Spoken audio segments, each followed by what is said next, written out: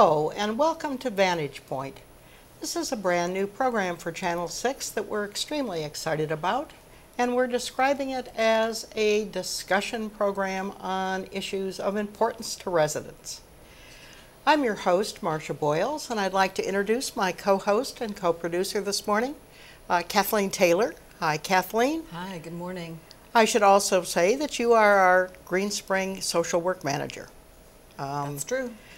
Well, we have had fun getting this program organized, and I think we should talk a little bit about the background of this and how we came up with the idea and how we have identified some issues. Yes, absolutely. Why don't you tell us how we came up with this? Well, while you and I were talking, I think we just started to think about all of the wisdom that's in our community and all of the questions that we know people are asking every day about how to really be in the community, how people are adjusting to changes as they get older, just all of the different things that people are experiencing every day at Green Spring, and how great it would be to be able to kind of focus in on some of those questions, those kind of big picture overview questions, and bring them into the studio and bring some people in with us to have those conversations on the television, and be able to see then, you know, how the community is reacting as we put those out. So that's the main kind of thing. One of the things that we have also talked about is the fact that we really don't have a lot of models for growing old. You and I have mentioned the fact that the Karl Marx German philosopher, who said old age is the least anticipated condition of man, which I think is really quite revealing. None of us really thought we were going to get old. And right. Now, isn't that odd that we would think that? But I think that is true, that most people don't think they're going to be old. Right, right. There's no roadmaps. And plus, now we're also dealing with extended life. You know, that longevity is greater and greater. So not only are people growing old, but they're growing old and staying around longer than they thought they were going to. So and in pretty good health in many cases. Yeah, so now they're like, now what do I do? You know, I thought I was going to be around for this long, and now I have like 10, 15, 20 more years. How do I make that meaningful? Well, it is, what we're saying then is that we're kind of pioneers in terms of the number of us who are growing old in healthy fashion, and very old in some cases in healthy fashion. And the other thing, of course, that we're pioneers in is living in CCRCs. Yes. We just really haven't seen many models of this in the past. Yeah, and that's significant. Certainly in terms of communal living, not only did we not think we'd be old, but we didn't think we'd be living old in a community like this. Exactly right. So I think those have brought up, those two factors have brought up all kinds of issues for residents. Now, Kathleen talked a little bit about the fact that we decided to identify these issues, and one of the ways you put it, which I thought was really good, you said to the focus groups that we held, what are the issues that keep you up at night and wake you up in the morning? Yep. I believe I said that right. Yep. So talk a little bit about the two focus groups that we held. Right. We had two focus groups, about 12 to 15 people each, and then we really just of residents. Of residents, yes. Have to say that of our residents that we brought together just to really kind of put that to them. What are the things that have meaning to you? You know, what are the things that give you purpose, but also what are the things that worry you and concern you? So so in both cases we had just these amazing discussions, and I think also we've discovered between the two focus groups there was a lot of common ground, that there was a consensus there amongst those focus groups about what was important. Different kinds of takes on that, but definitely phrased differently. Yeah, but there were definitely some shared ideas. So I think from that we have a pretty good idea about really what does make a difference to the residents' lives, and those are the topics that we're going to start to tease out in our shows. Yes, and we'll talk about the first show or two that we have in mind in terms of the topic. Let's talk also to go back to the focus groups. I think we were quite amazed at not only, as you're pointing out, the fact that there was consensus really among the two groups, but at the depth of some of those issues. I mean, such things as spirituality and legacy, intimacy, those were all serious universal issues. Yeah, absolutely. And yeah, self-image, self-worth, you know, the idea of you know, as you get older, that society may be dismissive of you, or, you know, see you kind of as a stereotype and instead of as who you really are. And do we see ourselves sometimes as a stereotype? Exactly. So yeah, I mean, all of those topics were being hit on, and we know that we can have just so many amazing conversations about those. Well, one of the things that happened in the second focus group, and by the way, these were both held in the last month, so these are quite recent, was that people really wanted to stay and discuss those issues. Right. Remember, we had to keep cutting them off? Yeah. We had to say, well, that's a show. Right, exactly. We'll have a chance to discuss this later. Yeah. But clearly there was a hunger for discussion on a number of these issues. We're doing some things differently than have been done on Channel 6 before. One of the things is that you are also going to host, and Gulp. Yes, I know, and I'm just delighted. I'm looking forward to being a guest. Yeah, I'm looking forward to interviewing you. Oh, thanks a lot. Yeah, I think, you know, we will work certainly as a pair, but we are going to trade off on the hosting, and I think that will be a good thing. I am particularly delighted. I have to tell you the honest truth.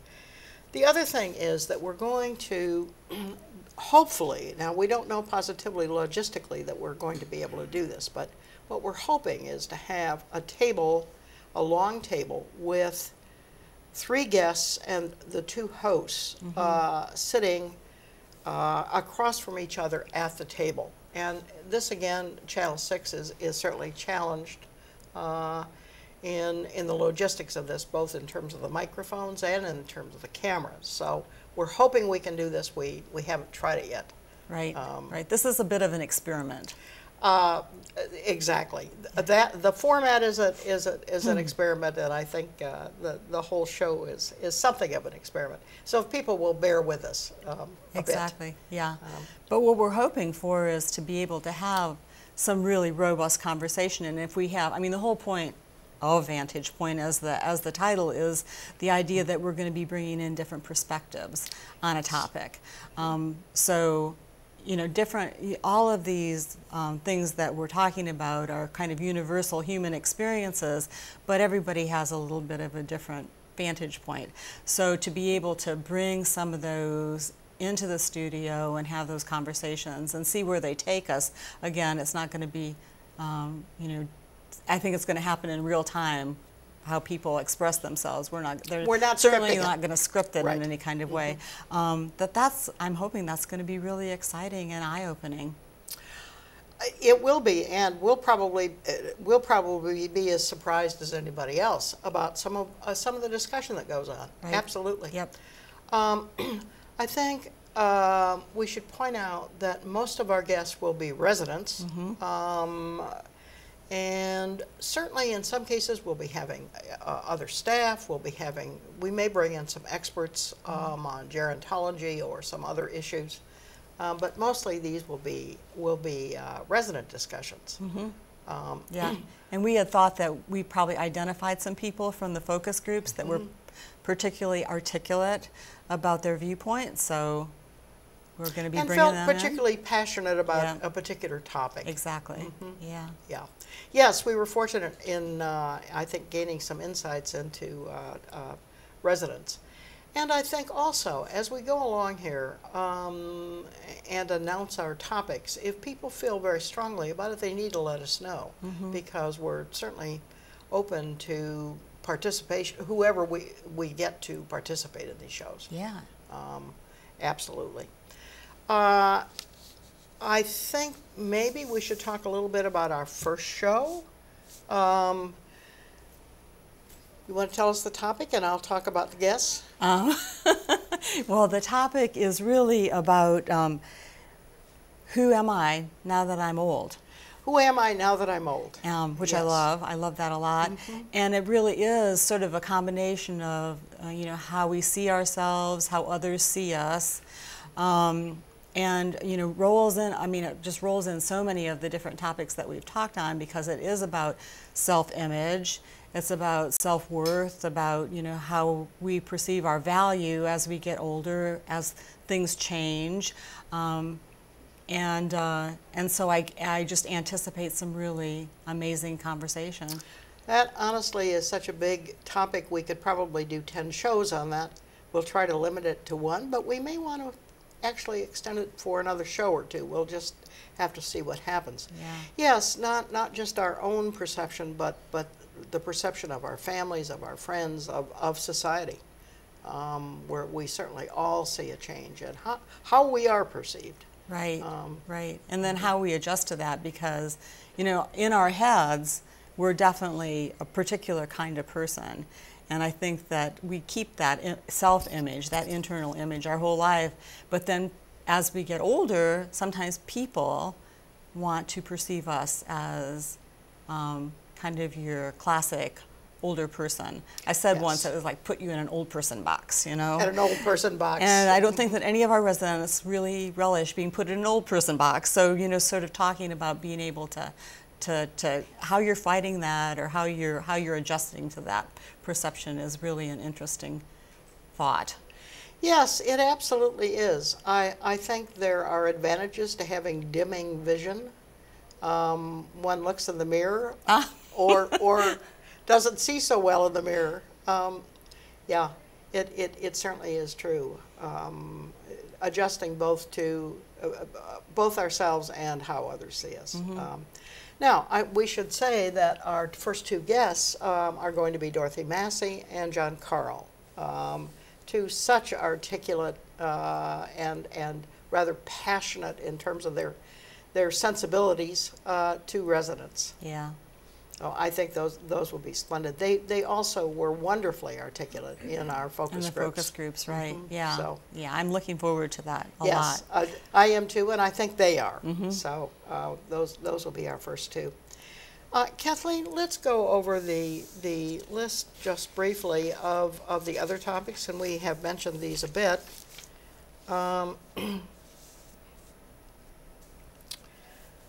One important issue that you are going to host is intimacy. Good. I'm glad you agreed. Yeah, absolutely. That's going to be a tough one. Yeah, it's going to be about relationships. It's going to be Yes. how we create relationships, how we develop new relationships, since people come here and don't necessarily have a lot of friends already. There's the ability to develop new relationships, and how those develop over time. So, Yes, really important topic. And we're, I think we perceive intimacy as, there's verbal conversations that are certainly intimate conversations, the whole issue of touching. So we're not, yes, this has a broad spectrum. Broad topic, yes. Yeah, absolutely. I think one of the things that we heard very strongly in both focus groups, and I really mean strongly, I think we saw more emotion around this than any other topic, and that was losing friends here. Right. the whole idea that our friends really become our families in every sense of the word here. Yep. Yeah, I think somebody mentioned there's a kinship between residents here at Green Spring. So that does reflect that it feels like family. And I think I remember another quote that somebody said, that we learn to live and die at Green Spring. That's pretty profound. Yes, it is. But yeah, I mean, we do that. We face everything about life and death here at Green Spring. So definitely. Well, and losing our friends at such a high rate, and what that does then to our lives in terms of our relationships, our habits, our ability to communicate, it just really causes a lot of upheaval.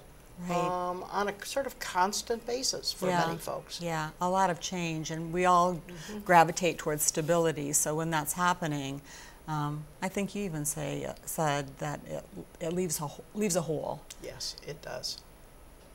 And people are having to deal with that on a fairly regular basis. Absolutely, we are having to deal with it on a regular basis, and I think it really begins to have quite a serious impact on our lives. And again, so much of it. The issue of communal living. That's a big one. Yeah. You as a social worker must get into issues of communal living a lot.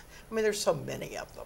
It's so hard to live in this close a proximity to one another, and try to figure out how to do that as well as possible. I think there's questions about how we are neighbors to one another. I think we do think about people developing relationships and helping one another, but then there's the layer of staff being involved, and do we get in the way of that process, or are we helping it or hindering it? So I think those are all questions that I want to explore in a show for sure, because we have a diverse group of people, just in terms of life experiences and where they've come from and where they're going. Habits also make a huge difference in a place like this. And mostly people are coming from living in their own home, single-family home.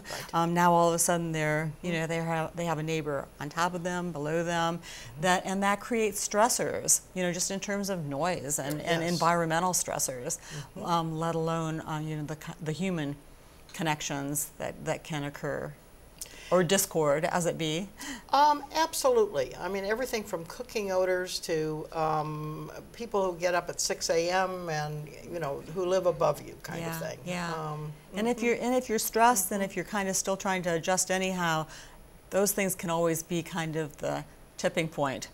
You indicated once, Kathleen, that people become sort of obsessed with noise sometimes. Yeah. Does that tend to be when folks are stressed anyway? I think so. I think it's just, sometimes you get to a point where you get really irritable, which is kind of a reaction when people are under a lot of stress.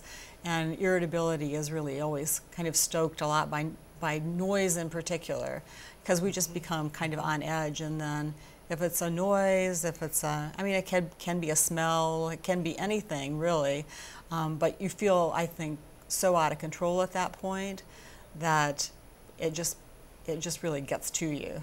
So, and then of course you can't control a lot of the environment here. You can't help the fact that your neighbor, is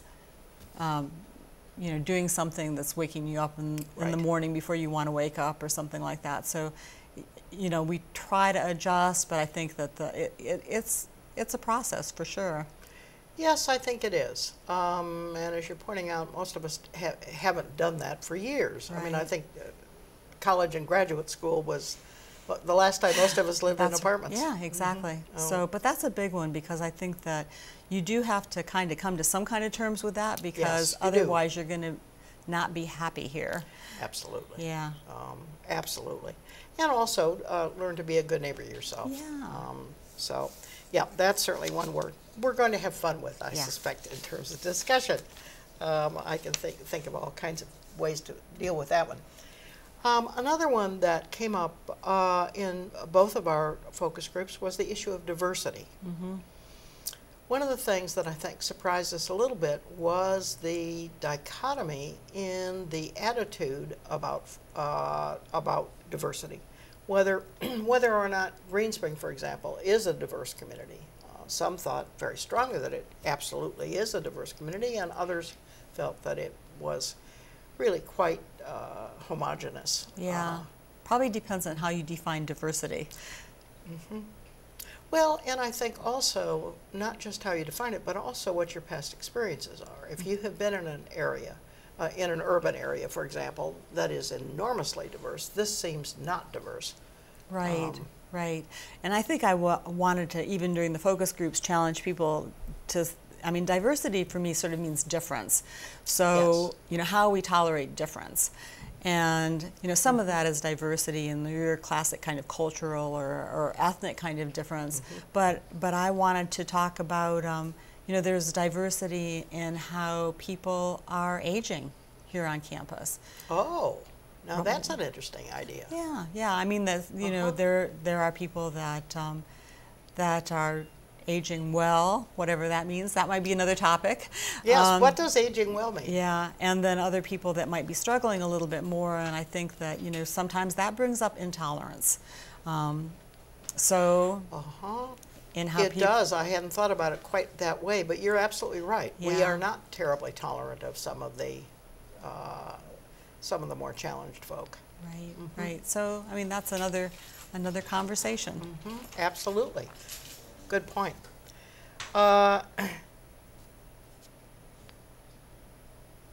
One of the things that was discussed in one of the focus groups was the issue of the larger world, and is Green Spring residents and administration giving sufficiently to the outer world?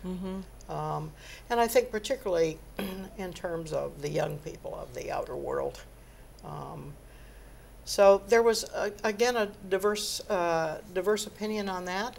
Some thought we were doing quite enough, and others thought we weren't doing nearly enough. Right, right. Yeah, I mean, I think the people that were really very proactive in the outside world, you know, earlier in their lives, and really were activists. So we have a lot of people that were activists. Yes, we do have a number of people who are activists. I've noticed that too. Yeah, and I think then that they're really, you know, not wanting to give that up, but feeling like the energy level might not be there for them. So they're really conflicted about you know, how to adjust to that, you know, those changes as well, because it really is about. I mean, I think sometimes where's that term that we were talking about, tidying up, tidying, so maybe simplifying. That, you know, energy is a factor as you get older. You know, you don't have the energy to do everything, so you really have to narrow your focus a little bit, and more. Yeah, and sort of make choices about what makes a difference to you, and what you might need to let go of. Yes, you're bringing up another point that as you're suggesting, really was considered by a number of people. The whole issue of simplifying, our focus becoming more and more narrow, and the ramifications of that, in all kinds of ways. Right, right. Some guilt, you know, too. I think people are like, I should be doing this. Yes. You know, I really need to be doing this. There again, there was a dichotomy. Some felt no guilt whatsoever and said so. And some people kind of just went, no, that's all right. This is like different perspectives for different stages of your life. You know, I think that was one thought. Yes. So, yeah. It was, yes. And we see, and what I'm just interested in seeing too is how everything just sort of ties together, right? You know, we start with one topic and then we see how it ties to another topic, and it's all, there's a thread, isn't there? It's all kind of tied up. Well, I think we have touched spirituality was another one, and the issue of legacy, ethical wills, writing memoirs, writing letters to grandchildren, that kind of thing. So Kathleen, I see our time is about up. We got through the list of the major things that we discussed in the focus groups, and these then will be the focus of our programs from now on. Yep, yep. Oh. So I hope we got people interested. I hope so too, Yeah. and I hope they'll let us know things that they're interested in, or whether they'd be interested in participating. Yeah. We should point out that Vantage Point will be appearing monthly on the first Friday of every month on Village in Motion. The next one is Friday, November 6th. So we'll look forward to actually having our program. Again, that is Who Am I Now That I Am Old? Right. Will be the topic of that. Well, I think with that then, we will stop. And we will hope to see you next month. Thank you for joining us today.